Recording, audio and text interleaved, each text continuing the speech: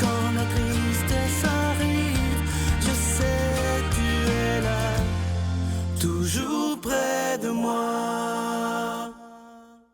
Bon jeudi, bienvenue à votre émission La Victoire de l'amour. J'espère que vous allez bien aujourd'hui, qu'on se prépare à vivre une très, très belle journée. Comme on le fait toutes les semaines, on rejoint notre ami Pierre-Luc Bordelot.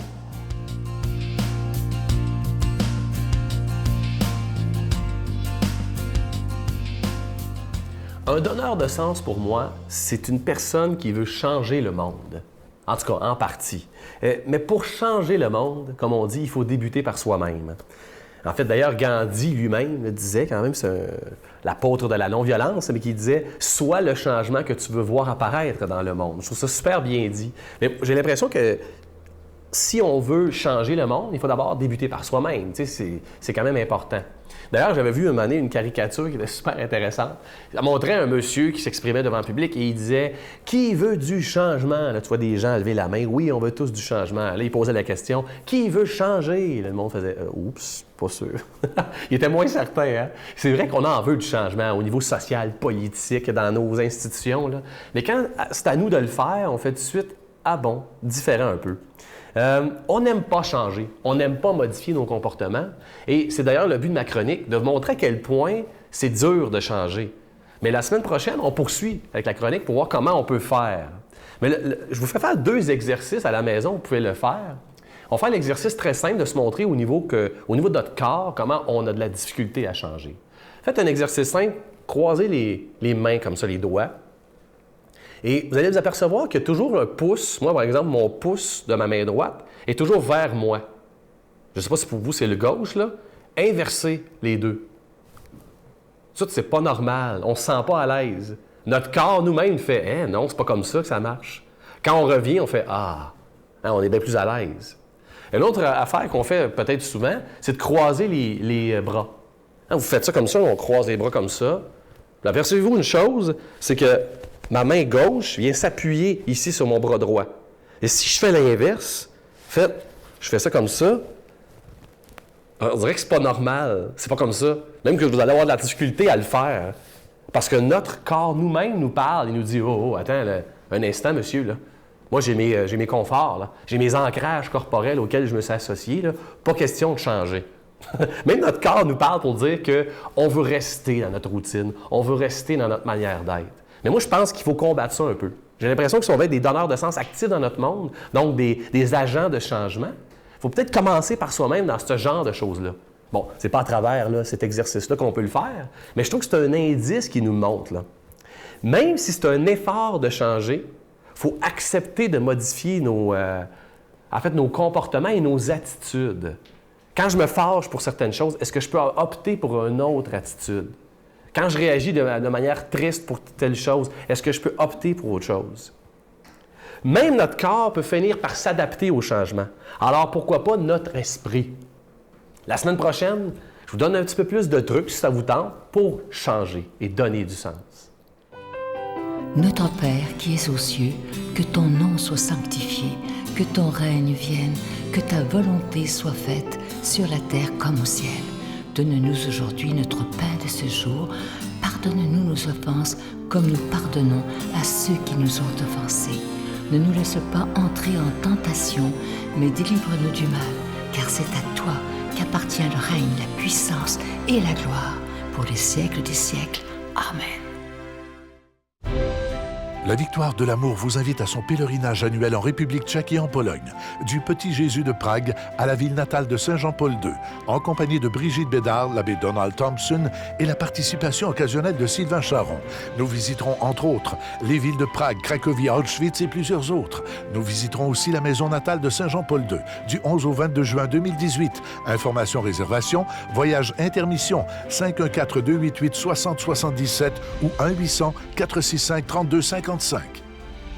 Je prends quelques instants pour solliciter votre aide pour le ministère de la Victoire de l'Amour. Comme vous le savez, comme c'est le mois de mars, le mois du carême, il n'y aura pas de cadeau du mois et je vous fais totalement confiance. Vous savez que c'est toujours un risque de ne pas donner de cadeau du mois parce qu'il y a des gens qui disent « Ah, ben moi, je ne donnerai pas ce mois-ci », ce qui serait terrible. Mais je vous fais confiance à chaque année. Beaucoup de gens disent « Ben moi, je veux tellement que cette émission demeure que je vais même en donner davantage parce que c'est le carême. » Alors, c'est un mois où on donne sans rien attendre en retour, simplement de dire au Seigneur « Moi, j'ai le goût d'aider la Victoire de l'Amour pour que ton message soit annoncé, un message d'amour et de paix, bien entendu. » Je veux aussi vous proposer, vous savez que pendant le carême, c'est un bon moment pour vivre une retraite et on a la solution, c'est de vivre une retraite à la maison avec ce beau projet qui est Approfondir sa foi. C'est plus de 6 heures de formation et le premier cours ressourcement, c'est Découvrir Jésus, vrai homme et vrai Dieu, avec Pierre-Luc Bordelot et l'abbé Donald Thompson. C'est tellement bien fait.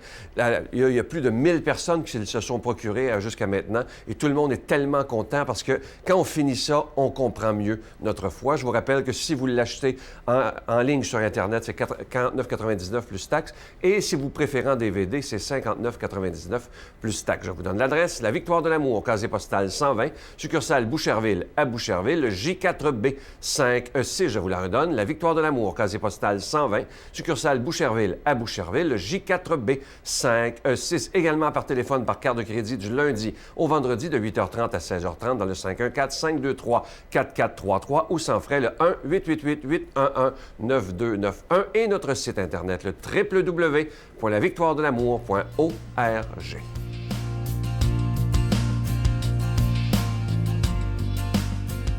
Mon Dieu, donnez-moi la sérénité d'accepter les choses que je ne peux changer, le courage de changer les choses que je peux et la sagesse d'en connaître la différence. Amen. Aujourd'hui, la parole de Dieu est proclamée par quelqu'un qui est là depuis les tout débuts de la Victoire de l'Amour. C'est un ami personnel aussi, l'abbé Donald Thompson.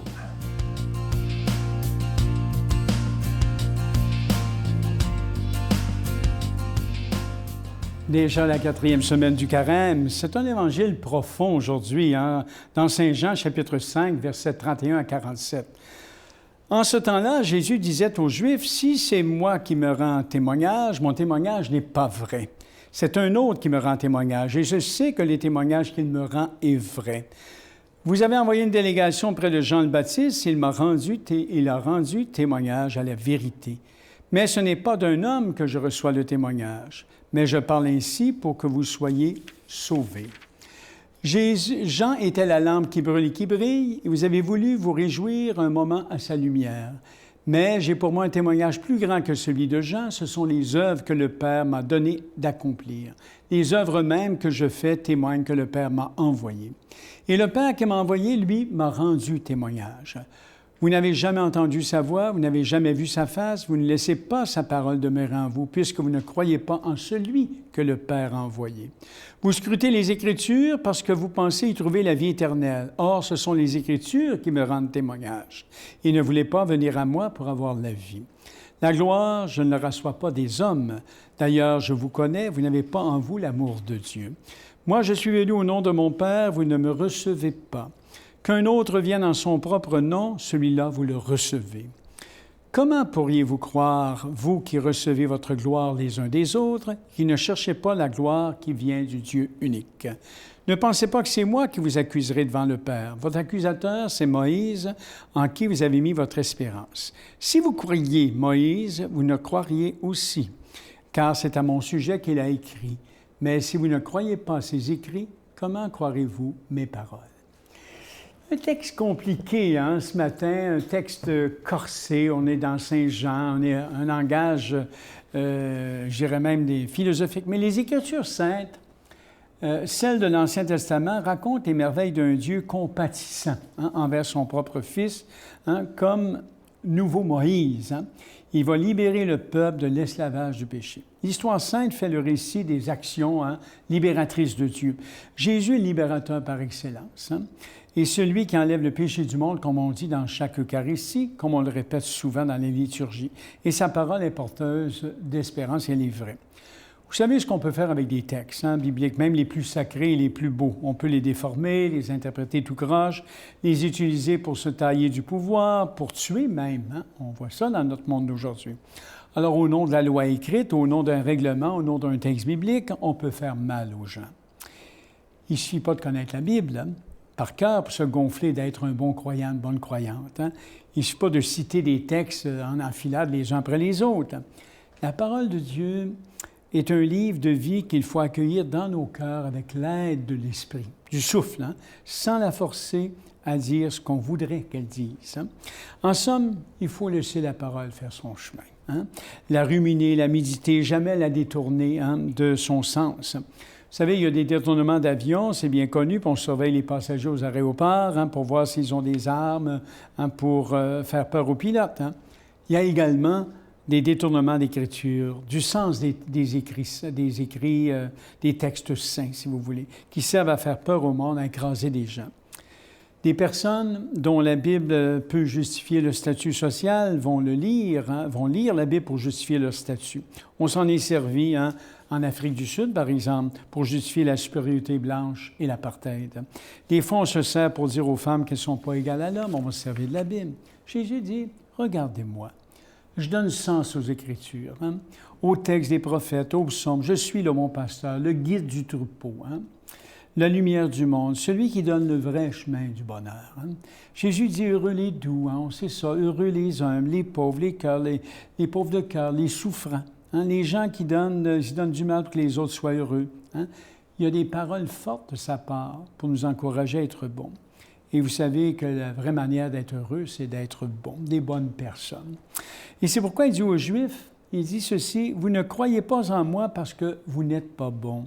Vous n'avez pas l'amour de Dieu en vous. Vous êtes centrés sur vous-même, hein?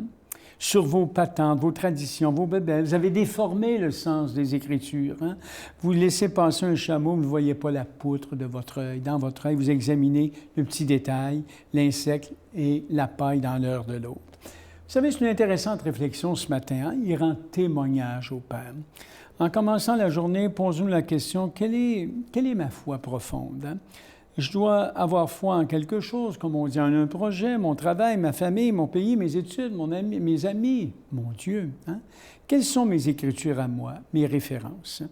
Sur quelles valeurs j'appuie ma vie au quotidien? La réussite, le prestige personnel, le plaisir ou la tendresse, le souci des autres ou l'amour inconditionnel des autres. Et c'est là que quand on regarde tout ce que Jésus a dit et fait, ses œuvres, ses actions, c'est vraiment la révélation de l'amour de Dieu en personne. Et c'est aujourd'hui qu'il nous faut l'accueillir dans notre vie. C'est lui le grand témoin de Dieu, hein? Le témoin par excellence. Des fois, je dis à des jeunes, il est le top modèle humain de Dieu dans tout ce qu'il a dit et fait. Alors, y croirez-vous? Est-ce que nous y croyons? Et c'est là le cœur de l'expérience chrétienne. Alors, je demande au Dieu de la vie de vous bénir, de vous envoyer son souffle, le Père, l'Esprit et le Fils. Amen. Je vous salue Marie, pleine de grâce. Le Seigneur est avec vous. Vous êtes bénie entre toutes les femmes, et Jésus, le fruit de vos entrailles, est béni. Sainte Marie, Mère de Dieu, priez pour nous pauvres pécheurs, maintenant et à l'heure de notre mort. Amen.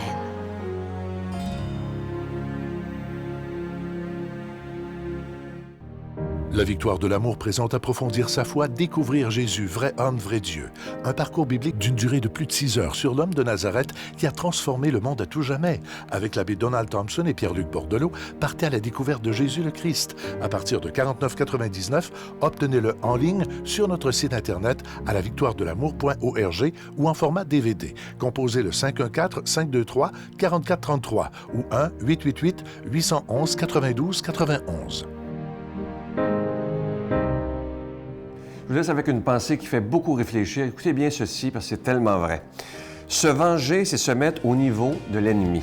Pardonner, c'est le dépasser. C'est tellement vrai. Je vous invite à pardonner autour de vous, surtout dans cette période du carême. Ça peut être une belle période pour pardonner et demander pardon. À demain. Bye. Je suis spéciale, tu sais, donc faut que mais j'avais un profond malaise. À chaque fois que je faisais quelque chose qui se passait ou que je disais des choses à des gens, j'ai déjà dit à des gens, fais attention sur la route, puis il y avait un accident. Ça me mettait franchement mal à l'aise. C'était un grand malaise, puis je comprenais pas d'où ça me venait. Mais...